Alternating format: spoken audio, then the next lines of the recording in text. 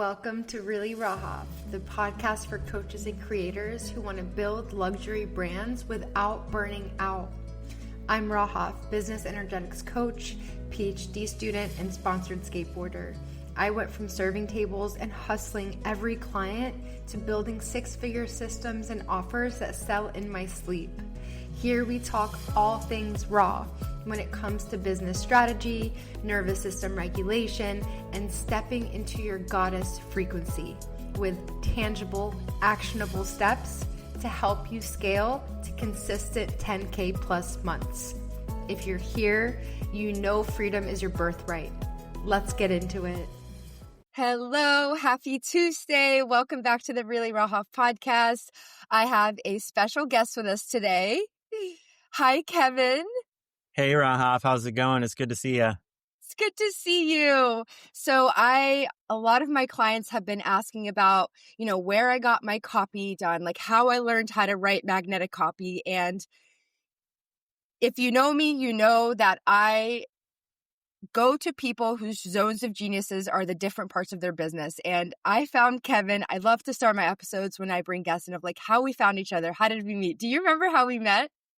Yeah. Well, so here's what I remember. I'll share what I remember, and you can maybe share what you remember.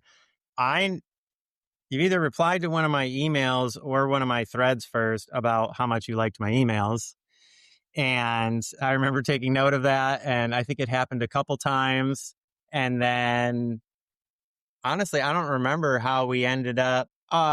So you replied to my emails a couple times and you were like, I love your emails. And I was like, cool. We had a little bit of back and forth. And then at one point you just filled out an application, to work with me to help you with your copywriting. Yeah. Yeah. And that's how it all got started. I love talking about the buyer journey because I was on Threads. I was just scrolling through Threads, and then I saw one of your threads. I was like, wow, that hit. And then I saw you again, and then I saw you again. I'm like, okay, I'm following. So then I followed, and then I saw more of your threads. And then I went to your main page, like your main threads page, and you had your email course. It was like your free email course. It was a sequence of emails. I'm like, cool. I had never even seen something like that before. I was like, wow, a freebie email course. How cool. Yeah. I'm like, how fitting for you doing copy that way too. So I immediately subscribed, and then I binged your 5 emails because I pretty sure it was a 5 email sequence, and you could get them right away. So I'm like, I just got all of them the same night. And Nice. I read through them all, and then I was on your list, and I remember the exact email that converted me into a client. Which one was that? Oh, wait, I think I remember that one too. You remember? Yeah. It was a 4th of July email, and you melted me with one question. Do you remember the question? It was probably something like, who's standing next to you? Who's standing next to you? Yeah. Who's standing next to you this year at the 4th of July barbecue? I think that email I opened with a story about Star Wars and Luke Skywalker and Han Solo, and how Han Solo is like thinking the Force is some hokey religion, and he's making fun of him when he's training on the Millennium Falcon, and how by the end of the movie, Han Solo has changed his mind about this whole thing. And then you popped that question, and it then melted I popped the me. question. Yeah. And I think this is important for all of our listeners listening right now, that copy doesn't have to be this big fancy thing. It was the simplicity of you saying, look around you. Who's standing next to you today? I swear I had tears in my eyes because it made me really sit and reflect of like Mike is with me today, like my partner, who knows what we're going to do today for the 4th of July. But you asked a question that was so simple that made me look inward. And I immediately was like, I got to book a call with this guy. And then me being a sales coach, I know when I book calls with coaches, I'm getting closed. You are signing me as a client. So I was thinking, I'm like, okay, I want to up-level my copy. I started looking at all of my landing pages. I had an evergreen email sequence. I'm like, there is work to be done. So I was looking. I wasn't necessarily shopping, but I was looking. So when I found you, and I don't really shop around. If I find one person and I align with them, I'm going all in. I think It's funny. I was just thinking about this the other day. I think shopping around is like a blue pill mindset. It's like the Mm, need to have backup plans, the need to delay, the need to wait. And the red pill mindset is like, nope, intuition. I feel this. I trust this. There's alignment. I see your work. I love your work. I'm going all in. Because I yeah. believe that's the energy we need when we go into a container, when we go into any program. So I did a 3-month program with you, Kevin, and I Yeah. learned so much. Yeah. That was awesome. We covered a lot of stuff. Um, I just taking it back like one step here, I feel like I make my purchasing decisions the same way you do. It's like I sort of make them before I even get on the call. And yeah, it's less about shopping around and it's more about just finding the people that you really align with, that really you see doing what you want to be doing. Right. And Yeah. yeah, then we worked together for 3 months. We rewrote your copy for different sales pages and opt-in pages. We worked on your email copy.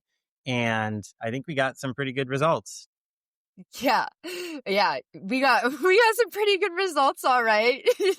So speaking of the results, I don't know if you knew this at the time, Kevin, but you saw me at a rock bottom. Like I Mm, was at a rock bottom when we met. And when I'm at a rock bottom, I don't just sit and curl in a ball. yeah. I ask myself, okay, what do I need to do? How can I get creative? How can I get out of this? A couple weeks, yeah, like a couple weeks before we met, my 16-year-old cat passed away, and he was Mm, my baby. I've had him his whole life, and it was, as entrepreneurs, we all have things that happen in our life, and it was one of those moments where I spent all of my money trying to help him get through the cancer. And I went to Switzerland for my PhD trip and I came back and I was like, all right, like things started to like hit like, oh shit, we need to do something. Like we cannot just like stay stagnant. So I was like, okay, how can I find people whose zones of geniuses can support me with where I am in the chapter? So I found you and I was like, okay, there's something that needs to be shifted with my copy because I have all these people. I have all these leads. I don't need more leads. And I think, this is to the listeners is like, we have this idea that we just need to get more leads, new leads, new leads. It's like, no, you have people that are already warm. They're already at yeah. a juicy spot of the customer journey. We just need to make them melt the way that you made me melt when I read your email. So it's like, okay, let's use whatever liquid money I have and just invest because that's my mentality. It's not about the resources we have. It's about how can we get resourceful. So I got resourceful. Yeah. I scrapped stuff together. We made something work. And then the next month I had a 25K month. Yeah. Which is awesome. Congratulations, by the way.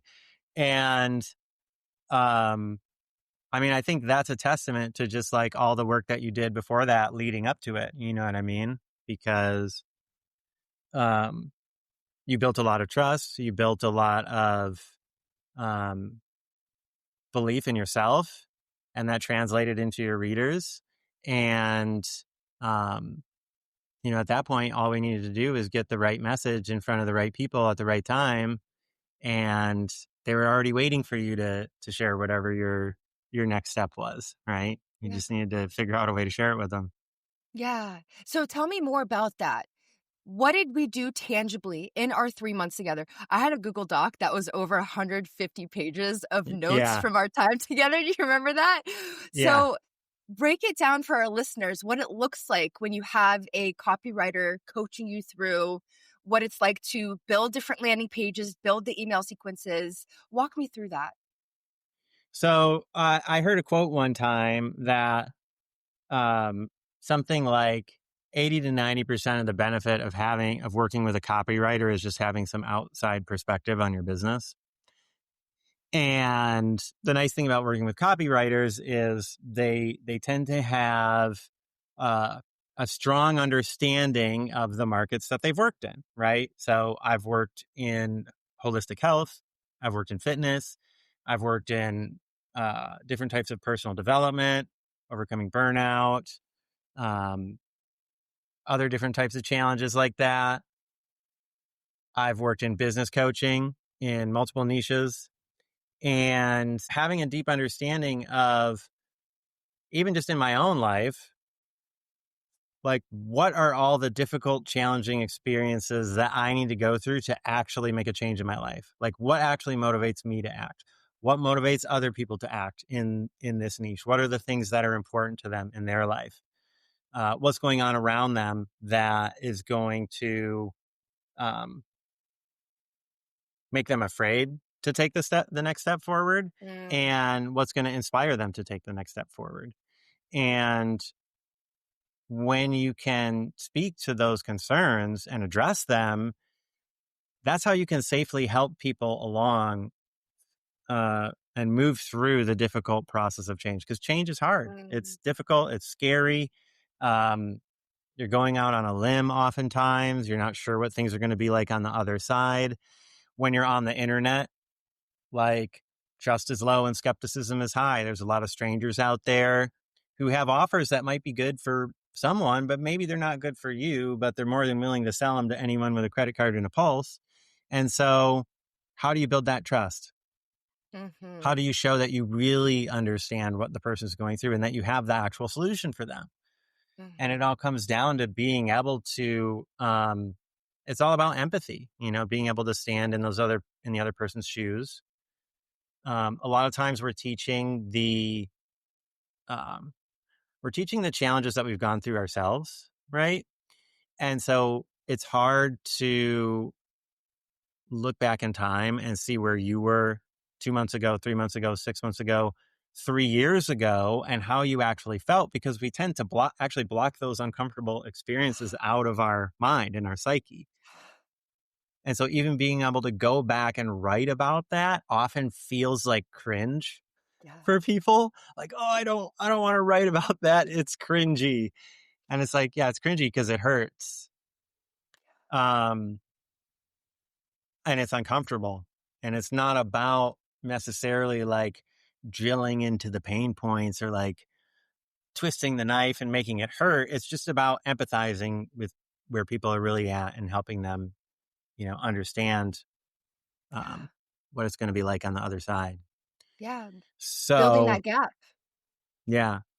So our work together was really that, and understanding the buyer awareness journey, all the people in your audience, like, where are they at? Are they aware of the problem they have yet or not?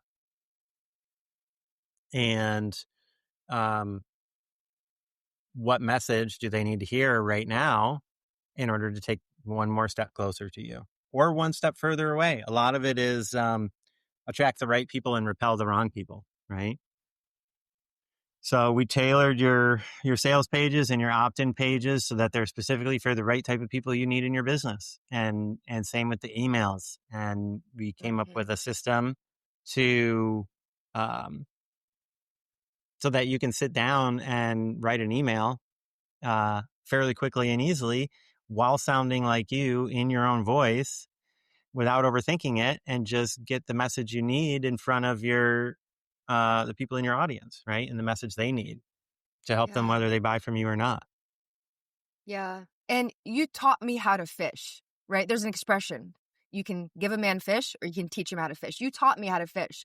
So in our time together, like, not only did we build landing page by landing page, my start here, my opt-in pages, my evergreen sequence, but you also gave me the tools of the different types of emails to write, the different pillars, so that I could go in there and feel that. Like, I think, like, I hear your voice every time I write my emails. I scheduled 7 emails yesterday. I batched 7 for the Yes, that's holidays. amazing. So I'm like, the next week I'm moving to a different city. I'm going out of the state for Christmas. So I don't want to have to think about emails. I don't want to have to think about, making content. So I batched it all. And I was just thinking about you the whole time of like, how do I create that before after bridge? How do I paint the transformation? How do I make it multisensory? And I think what you said before too, of like, you really have to know your target avatar. And what's beautiful about service providers, coaches, healers, practitioners, educators, is the target avatar is a version of us, like you said. So, and I talk about, very powerful exercises of how to connect to your avatar. You think about, like, what year was it when you were your avatar? And can you make a journal entry and say, today is December 22nd, 2018. And today and just go quantum leap back in time and really feel into it, because that's what your email did to me, is just really feeling your words. And also the awareness. I love what you said of like the awareness of where everyone is in their buyer journey. So tell me about that. How would our listener know within their followers? They have 1,000, 2,000 followers. How do they know how to speak to different levels of the buyer journey and meet them where they are while not losing their high level avatar? Well, if you're on social media, for example, the algorithm is somewhat going to take care of that for you.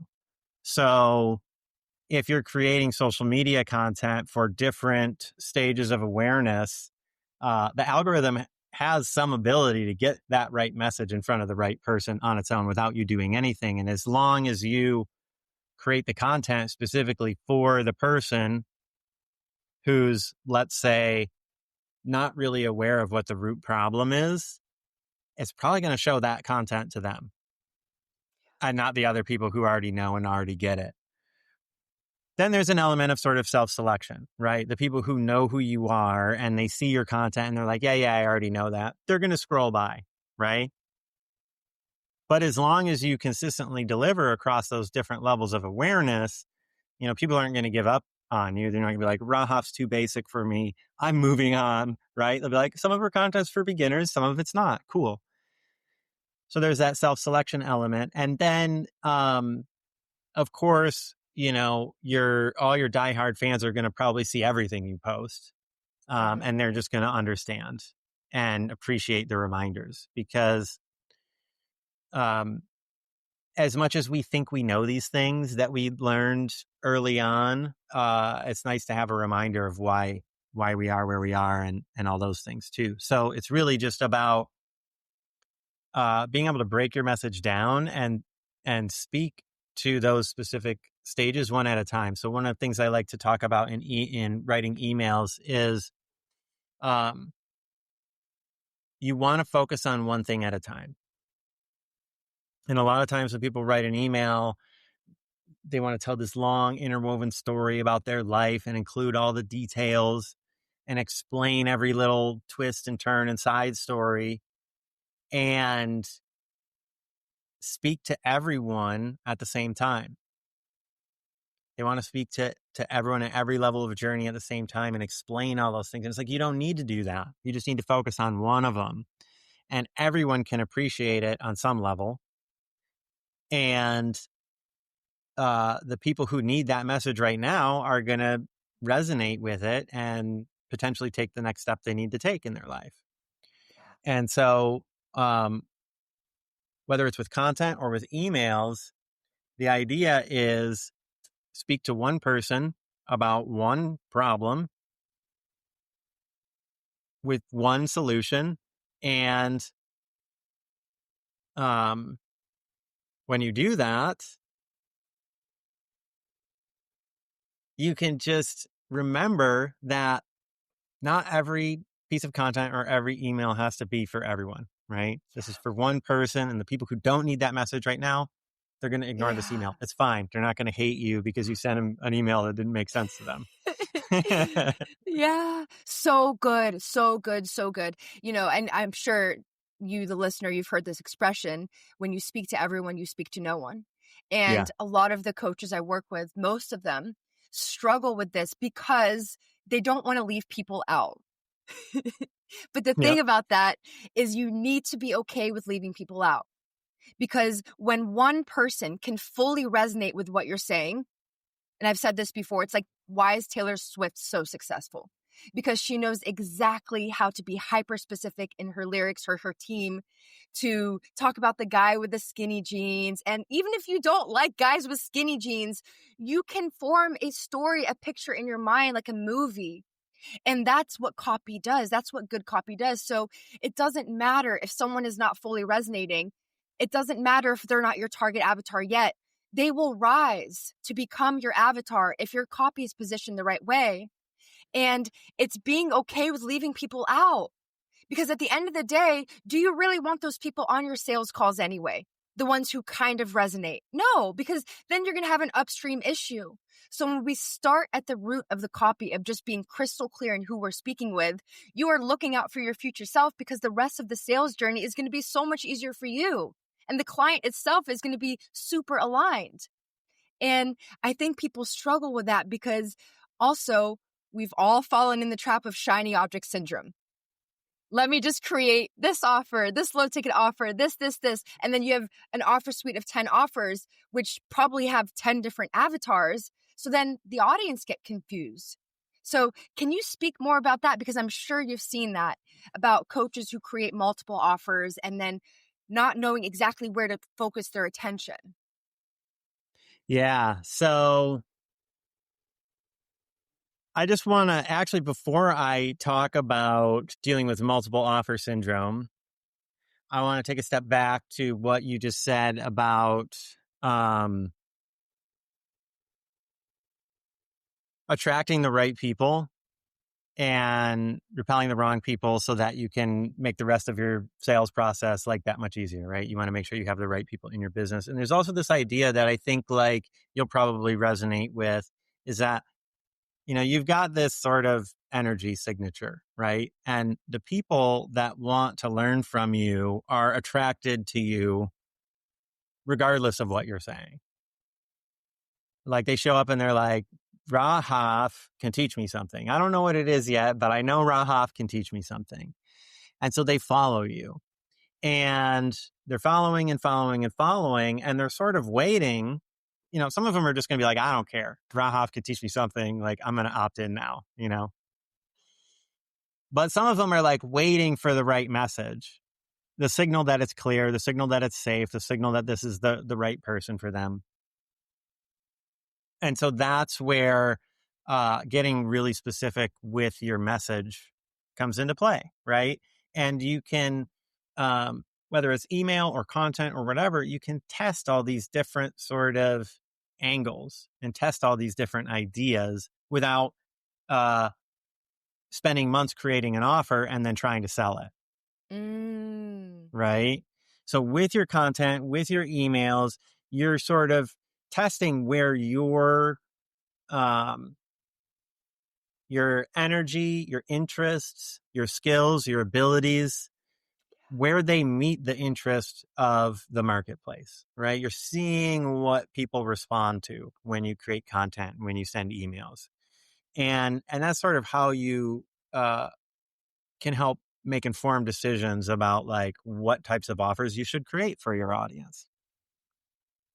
And then, one of the things is, like you said, people get caught up in trying to create a whole bunch of different offers for a whole bunch of different people as a way to solve, usually I think it's to solve either cash flow problems or to figure out like what actually works, right? And so to some degree, testing makes sense, but I think it's better to, like I said, test that in your content and your emails by finding out what people respond to rather than making a whole bunch of different offers all the time and getting people confused. And so I'm guaranteed a victim of this myself in my own life.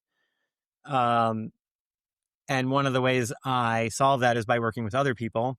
If I get to work with other people and help them with their offers, I get to scratch that itch of doing different things all the time. It's actually really funny. But yeah, it's like I kind of have all these ideas all the time, and I always want to do different things, and I get distracted by shiny objects all the time, and so yeah, like I said, that's one of the benefits of working with other people is that I get to scratch that itch. But yeah, I see it all the time. People try to be everything to everyone, and they struggle as a result. Yeah. And something big with that. I think you and I align in these values of, a lot of coaches I work with is they build their high ticket container and they barely launch it. And then immediately they're like, I got to build something low ticket right now for accessibility. And it's Yep. like, sure, yes, absolutely. And this was actually, I don't think of anything as like mistakes, but this is something that I did. And I was like, oh, okay, I learned my lesson on this is, first of all, if we're ever building an offer for someone else, that we've lost why we're actually building it. And Mm. don't get me wrong, I think it's great to be able to build something, make it accessible, have a freebie running for now to bring people into the high ticket offer, but to shift your attention and to start building a low ticket offer when you haven't quite scaled and gotten down and really gotten clear on your target avatar and solved a high ticket problem, there's going to be incongruence in the business because you're speaking to two different people, two different avatars completely when you haven't had one thing scale and go to the moon yet. And I did this. I had a high ticket offer and then I built a low ticket one because I was like, there's people in my community that just want to be in my energy. I'm like, no, I'm creating this for the wrong reasons. But when I understand the copy, when I understand my avatar and I take it to the moon, then we can start bringing in other offers because it really is going to be a different stage of a person. And that was very difficult for me to speak to multiple people in my social media, speak to this person who hasn't started a business yet, but I'm speaking to this person who's established and has 5 calls, 10 calls in the calendar every month. It's difficult and it's diverting attention and it's also confusing for the audience. So what happens like when the audience gets confused like that? Have you seen that happen? Yeah. The confused mind says no. I think it breeds a lot of hesitation on whether or not people are going to opt into your offer or not. One of the things I said to one of my clients the other day was like, if you just make the same offer like over and over again in your emails, eventually people give in. And it's not like you're beating them up or beating them over the head or anything with it. It's just like, it all comes down to like testing, right? What's the one message that you need to get in front of that person for them to be like, oh, this is what I need. Like we talked about earlier. You said that email where I asked you who's around you right now was what got you to finally book a call with me. And I think you were probably on my email list for at least a month, maybe a couple. I don't know. And you had gotten my offer in front of you several times and didn't opt in. But it was that one message that finally got you to say, oh, yeah, Kevin can actually help me. Yeah. And, one of the things I'll say is, so this whole low ticket offer thing, where it comes from. So, selling digital products is one thing, but I'll say that it's a lot harder than selling services. And I'm not saying you can't make it work, but because it's high touch services are easy to sell, but difficult to deliver. They require your time and your hands-on guidance, but a certain guarantee comes with that for the buyer. They're like, this person's right there with me every step of the way. They're going to make sure I get results. An information product is really easy to deliver. You don't have to do anything. It's just automated. But it's also super high risk for the buyer. And so therefore it's a lot harder to sell. People have to dedicate their time to going through it. And if they don't get results, like that's worse than wasting their money, right? And so this whole low ticket offer thing tends to come from the paid ad space. And so the way a high ticket offer is often validated in the ad space is you run ads to a freebie. And then you get people on your email list and you send emails and you get on calls and you meet people and you get to know them and you find out their problems. And then you help them solve them, right? And to help offset the ad costs, you will create a low ticket product eventually. Once you start validating, once you figure out what the free stuff is that people want to uh, that get people interested in your email list and your offers and your services, then you want to offset those ad costs by giving away a low ticket product that helps them solve a problem. It helps build trust. Um, it moves people along the levels of awareness, helps move them through the buyer awareness journey. And, ads are expensive. So, and then eventually, once you validate those low ticket products, you can sell them sort of upfront with the ads. And eventually, that sort of leads people up to, again, your high ticket service. Right. And so Mhm. it's really a very long iterative process Mhm. that starts with what you just talked about, which is the high ticket offer. Mhm. And you just, you know, um, the information products come later, and everyone wants to jump ahead. But it usually doesn't work like that. Yeah. I went straight into high ticket when I built my business. Straight into Yeah. high ticket. I had one client, and then I built a high ticket group program, and then I did one-on-one, and then I did a low ticket membership, and then I did a low ticket digital product. It's just, it takes the same amount of effort to sell. Unless you're running ads, it takes the same amount of effort to sell high ticket or low ticket. Yeah. I want everyone to hear that. Like, I was grinding on threads. And not to mention, if you're listening, we probably align in values. You value freedom. You value having peaceful time for your intuition to come in. You don't want to be just hustling, grinding all the time, selling a $24 product. Yeah. You want to be able to share and capture the moments of your life of, hey, this is what my life looks like. This is what I'm doing. And it's a result of what I help people with. And being able to capture that in high ticket is so much more easily integrated in your life because you're just capturing the moment. But with low ticket, you're not getting as much of a return on all the same hard work that you're putting in. So when you focus on high ticket, when you focus on an expensive transformation, when I say expensive, I don't just mean like expensive problem, expensive like money, but expensive in energy. Because you solved an expensive problem for me, Kevin. Yeah. I like at the core level, it's like, yes, I needed help with copy externally. Yes, my emails. Yes, my content on social media, my opt-in pages, everything, my sales pages. But at the core level, what you solved for me was confidence. Hmm. Because here I was, someone who as a little girl loved writing. Loved writing. I would publish little books in third grade. I probably still have them. Like, I loved writing. I would write little books. But when I started my business, writing felt different because I felt like, oh, I have to, sell. I have to find a way to sell. So it felt like Mm. I was activating a different muscle, and the writing for love was gone. So at the core level, I didn't have the confidence in myself to show up and make copy. I didn't know how to put it in a container, which I really struggled with, is how do I put this in this neat 1-minute video of how to make my email this and how to make my social media content like this. So I struggled with that. So at the deep core,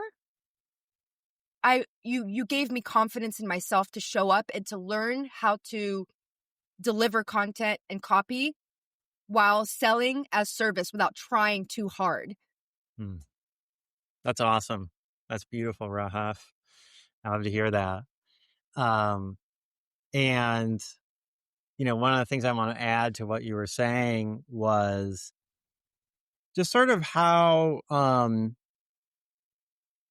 high ticket or services, whatever you want to call it, like how it fits into your life.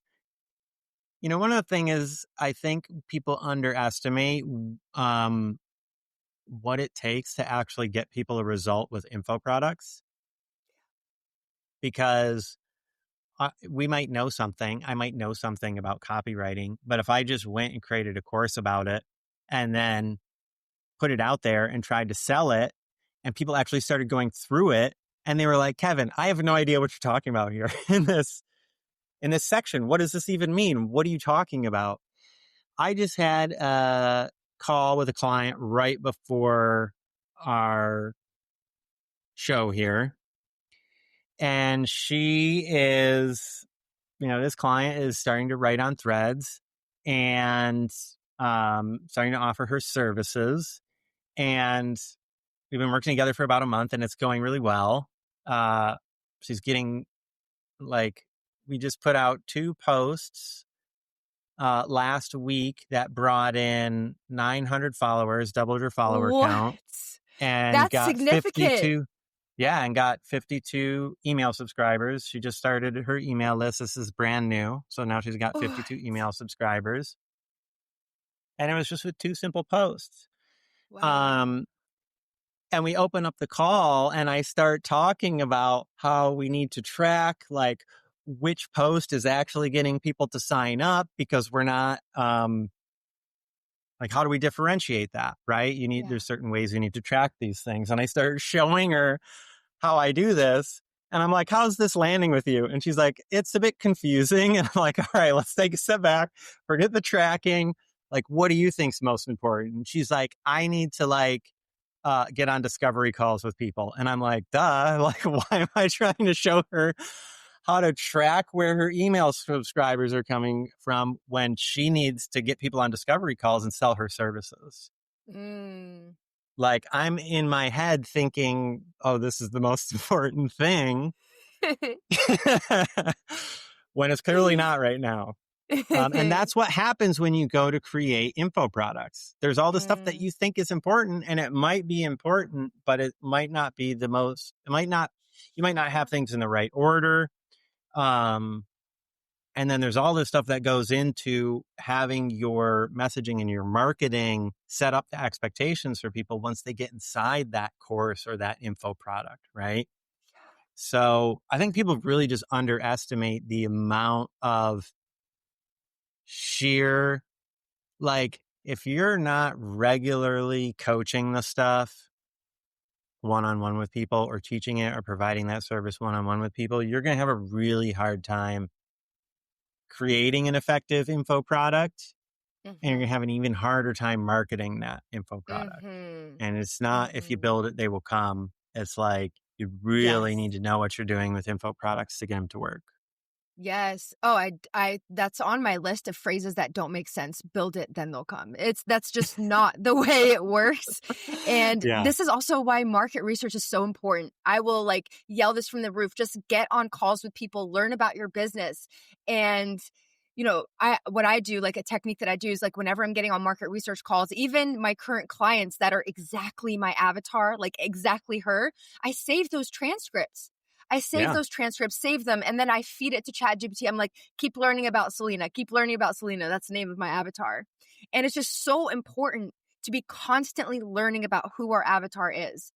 Because if we aren't actively coaching all the time and we're not in the energy, we lose that connection with who we're speaking to. And if we lose Yeah. that connection, we lose that spark, no one is resonating. This is not oh, I checked a box, I did a sales page, I did an opt-in page. It's no, do you want to burn through all your leads? Or you've told me, do you want the lion's share of who you have? Because you can have 10 people click your link in bio. And if you have magnetic copy that converts, you can have 5, 7 of them actually start clicking around, opt into something. But if it's just you check the box, I did my link in bio, I did my copy, then how many people are actually going to click around? So it's not about just getting the task done. It's about doing it right. And I think that's what you helped me with is actually going through page by page and doing it right. I showed up on that first call. I had a Google Doc of goals. I went through all of my landing pages. I'm like, here are all my goals, everything that I want done in our 3 months. And we went to it. And Yeah. it's just so nice having that outside perspective, that third party perspective where you're not just in your biases, you're not just figuring it out on your own.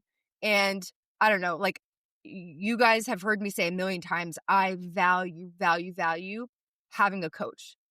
I think that is the most powerful way to collapse timelines. I think that's how we can move fast and be regulated and not feel like we need to be this warrior of figuring everything out on our own, because that's our biggest downfall.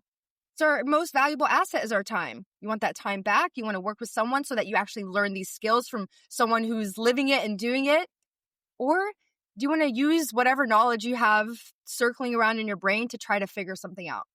And that's what you gave me, is that relief of knowing, okay, I know that this copy is going to convert now. And sure enough, it did. You know, when we Mm. talk about that 25K month that I had, the evergreen sequence that we built together for my masterclass, they came from that. Yeah. Yep. That copy in a sequence I built one time that became an asset. It was a masterclass that I did, put it in a funnel, and then everyone who subscribed to the masterclass, they got these emails every day. So it's not even this thing where it's like we're doing a million things together. It's like, no, we got very clear on one offer, one freebie, and then took it to the moon. Yeah. Just use it over and over again. Get it in front of people. Yeah. Yep. And the fact that it converted so well after doing it, it's just so nice to have that proof of concept and to know, okay, this is how I create copy that converts. Yeah. Yeah. It's an assembly process. And, once you learn how to break down the different parts you need, you can just sort of assemble them from the different places you have them. Like you said, you've got Selena, your avatar in ChatGPT that you're constantly feeding these transcripts to. And as a side note, that's why not everyone in the world is learning from Alex and Layla Hormozi, right? Because they're so far ahead and they're not in tune with Selena, right? They don't know how to help Selena solve their problems. What's more, advice from them is going to be prohibitively expensive for Selena, you Mhm. know, $25,000 a minute or whatever they charge, but you're committed to understanding Selena as deeply as you possibly can and helping Selena solve her problems, whatever they may be, because today it's going to be, I don't know how to get people on a sales call. And tomorrow it's going to be, I don't know how to get people to actually buy from me on a sales call. Right? I don't know how to communicate what I do properly so that people are like, oh yeah, this is exactly what I need. And that problem is going to evolve, over time. And so really staying in touch with that person is super important. And now you've got a space where you can say, hey, chat, what is, what are the 7 different primary problems that Selena has before deciding to learn how to do sales? What are the difficulties that she's experiencing in her life? Boom, pops it out. Now you can take one of those and write a whole email about it, right? It goes back to the Mhm. rule of one that I talked about earlier. But then as you write these emails and as you write these social media posts and as you grab this info from ChatGPT through your transcript, you can start to assemble these different things into what becomes a sales page or an opt-in page or an email or your bio. Um, and it just becomes, yeah, it's like playing with Legos. Yeah. Yeah. And speaking of Legos, not only will that build the structure for your emails and your content, but also this is how you make your sales calls more predictable. Because when you Mm, start to learn about your avatar and you're writing about it every day, one tangible problem here, one tangible problem, you start to play chess with your sales calls. You know exactly what they're going to say before they say it because you studied them, you've wrote about it, and it just brings more predictability in the business because that's what all of this does. Having magnetic copy, having, sales calls that feel like you're not pulling teeth. It's like it's all about just making a more predictable business. And yeah. that's what knowing your avatar gets to do for you. Yeah. I feel like in sales, I mean, you probably know more than I do, but it's like 90% of it is just like you've heard it all, right? And so you know how to respond and you're comfortable in responding and you're not attached to the outcome. It's like, yeah, I've heard that. I've heard Selena, I've heard it 1,000 times. And here's what I always say. And she's like, Exactly. Rahaf does get me. Okay, let's do it. Exactly. And like you as the coach holding the call, it becomes less emotional for you because it just becomes more matter of fact. Like, okay, this is what she's saying. This makes sense. It's like you just think about it logistically of like, okay, this is the same trend that I'm seeing from all these Selenas coming on my call.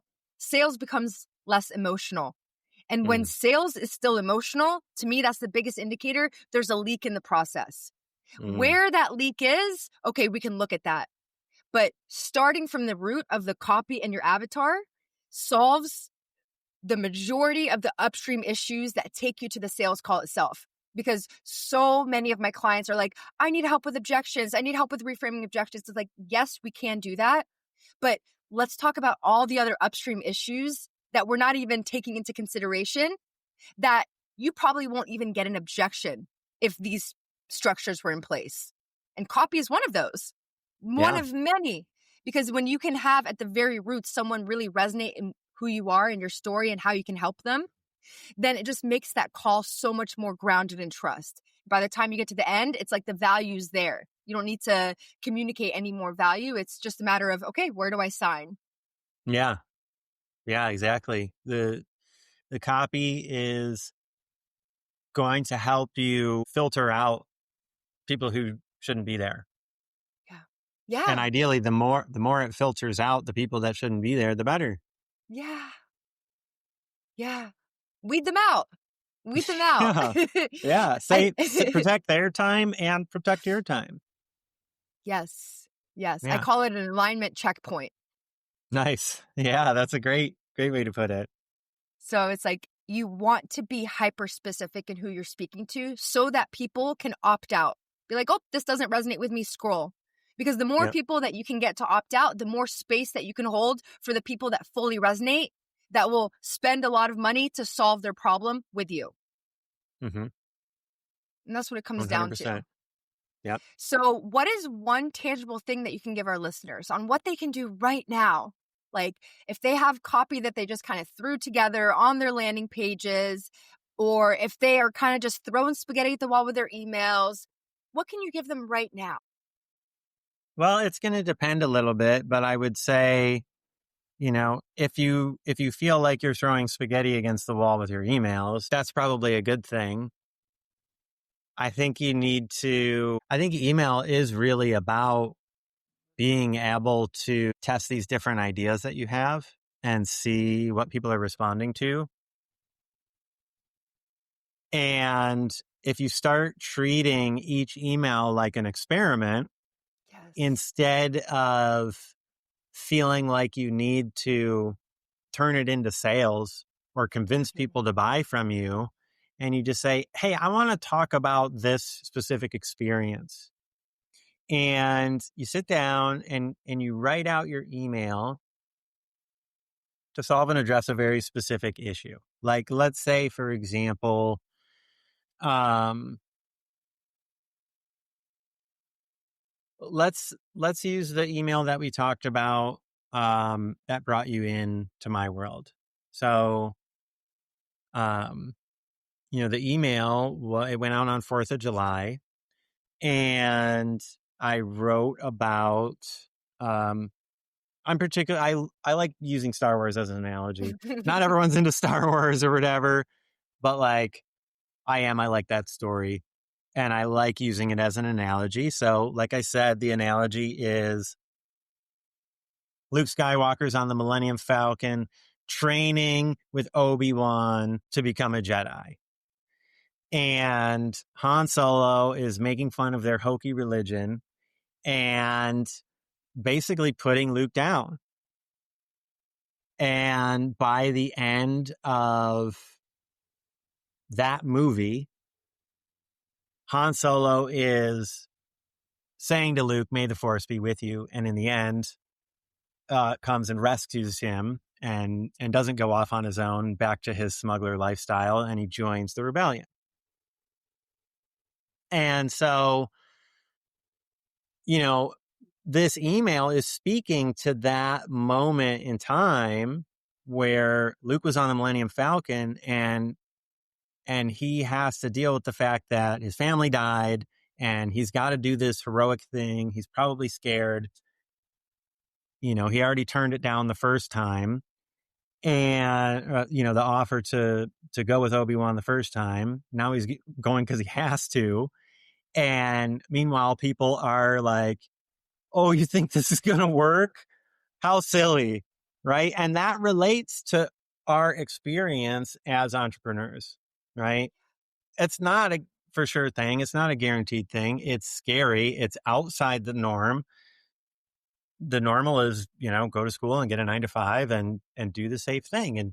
And and going out on your own is kind of like that moment for Luke where he's like, all right, let's take on the empire. And even if the people around you are somewhat supportive, at least on the outside, I know for me in particular, like I've had experiences where I've given up the safe thing, right? I used to be a construction contractor, and I stopped doing construction contracting to teach marketing online. And arguably, staying in contracting would have been the safe thing. It's still running your own business, but it's a traditional career. But it just wasn't inspiring to me. And, you know, I, like, I just remember talking to friends sometimes who even if they weren't judging me, I felt like they were judging me for making that decision and giving up this thing that was clearly making money to follow my passions. And they'd be like, hey, how's business going? And I'd tell them, and I would feel like, I don't know if I was making it up in my mind that they were judging me or if they were actually judging me in the back of their mind, but I was trying to portray that moment, that experience that I had in that email. And so in the email, I said, who's around you right now? How are they responding? Are they snickering behind the gluten-free burger buns? Right? Because that's kind of what's that that was the experience I had.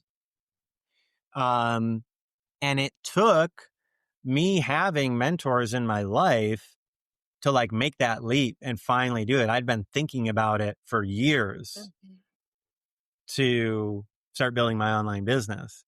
And it wasn't until I had the mentor that I had at the time that I was like, and all this other stuff was going on in my life. I was like, I'm just going to teach my first online workshop. I don't care, and I did it, and people signed up for it and they bought it and they paid me money. And I was like, wow, this stuff works. But it took someone giving me that motivation. And so if there's one thing you can do, if you feel like you're throwing spaghetti against the wall, is probably do what Rahaf tells you to do, which is sit down with your journal and say, it's January 11th, 1998, or that's too long ago, 20, January 8th, 2020. And, I hit rock bottom with my health and I finally decided to change my diet. And here's everything I'm scared about. And write that stuff down and write an email about that experience. And just share that experience as authentically as you can. And not just it's even less about experimenting what your readers respond to. It's learning to articulate those difficult experiences in your emails and help people with your words and ideas. Yeah. Yeah. It's like, how much can you actually serve? How much can you make your writing about the person reading it instead of about you? Yeah. Yeah. That's So very I know that's powerful. a long-winded way to answer your question, but So good. So good. No, it's so important to get the context of that because it really, I love that you said there's a way to throw spaghetti at the wall. There's a way to do it with intention. It's actually tracking, actually experimenting, actually looking at, okay, look at the click rate of this email. Okay, something is did well here. Let's put that in our welcome sequence. Let's use what's already working. Let's study it. Let's repurpose it as social media content. And that's why tracking is so important. Otherwise we don't know what variable to change. We don't know what's actually working. So it's important to take what's working from one platform, take it to another one, and just pay attention. Just be curious. And then also, how can people connect with you? How can people have the transformational experience that I had? Because it wasn't just the 25K month. It was also what I learned from you. It was how much you cared, like you held my hand through the whole thing, the accountability. You don't see that a lot in support. And it's something that like I provide with my clients, but I don't see that a lot. So what do you have? Like, what can you say to our listeners and in helping them with their next steps? If they're like, all right, Rahav, connect me with Kevin. I'm ready to go in. Yeah. Best way to get in touch with me is just go to kevinhood.me/Rahav. That way I know Rahav sent you. And at the time of this recording, that's going to take you to just the homepage on my website, and you can sign up for my emails there. And that first email you get is going to sort of give you all the information you need on the different offers and services I provide and how you can get connected with me. And yeah, I work with people one-on-one. I help them with email and copy and content. And I'm also, I'm currently in the process of opening up a private community. So whether or not that's available to you when you sign up for my email list or not, it may or may not be, I guess is what I'll say. But you'll also be able to find out about that when you join my email list. Yeah. I think that's great that you're going to have that, but I'm like, go one-on-one, like get the true Kevin experience. If you're in a place where you finally are like, I know something's off with my copy. I know that there's a gap in my skill set. I know I don't feel confident really writing my emails. You will not regret it. Like you've got my like stamp on how much you've impacted me just in the 3 months. And I'm already at the point where I'm like, all right, Kevin, we got some new opt-in pages. You'll probably be Okay. hearing Yeah. from me soon. Yeah. Let's do it. So you are my copy guy. And I'm so grateful for you. I'm so grateful that you came to me at a time that I was in a rock bottom, and you were like, I would not be where I am with my copy and with my business if it wasn't for those 3 months. Like, honestly, I truly say that. I don't know what would have happened in that time of unknowns and uncertainty and chaos in life. So it's just thank you. And thank you for being here and sharing your wisdom and talking to our listeners who are probably on the edge of their seat right now, just excited to go through all of their copy and pages. Yeah. And yeah, do you have any last words? Anything else you want to say before we say goodbye? I can't believe it's been an hour. I know, it flew by. Yeah, I just want to say thank you for having me on. I'm really honored to be here. I want to say that I've learned a lot from you too in our time together. You've been really inspiring to me. Like all the things you've accomplished have been, just really inspiring. You've grown your business faster than I ever was able to when I got started. So kudos to that. And learning is a two-way process. Like when I'm teaching, I'm also learning from you. And when we're working together, I'm just straight up learning from you by osmosis, all your great wisdom about sales and self-confidence and working with energy as a way to improve yourself and grow your business. Very inspiring stuff. I've really enjoyed working with you wholeheartedly and would love to do that again. And so thanks for having me. Thank you. Thank you for being here. And I'm going to put everything in the show notes. So Awesome. the link we were talking about, I'll put your Threads direct profile, because I think like if people want to see like a portfolio of yours, it is your Threads account for sure. I mean, you will just melt when you see his threads. That was what got me, is like seeing, because that's the ultimate form of copy, is like you don't even see your face, you just see your words. So that's what really helped me see your work. So I'll drop all that in the show notes.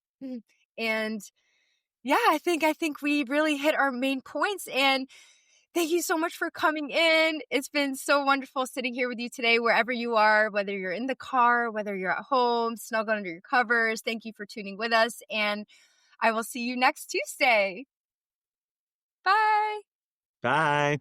If this episode resonated with you in any way, if something clicked, expanded, or shifted for you, I'd love for you to share it and tag me on Instagram @RadiantRahav so I can celebrate your breakthroughs with you. And if you haven't already, subscribe and leave a 5-star review so more high-level coaches like you can find this space. Thank you for being a part of this community. I love you, and I'll see you next Tuesday.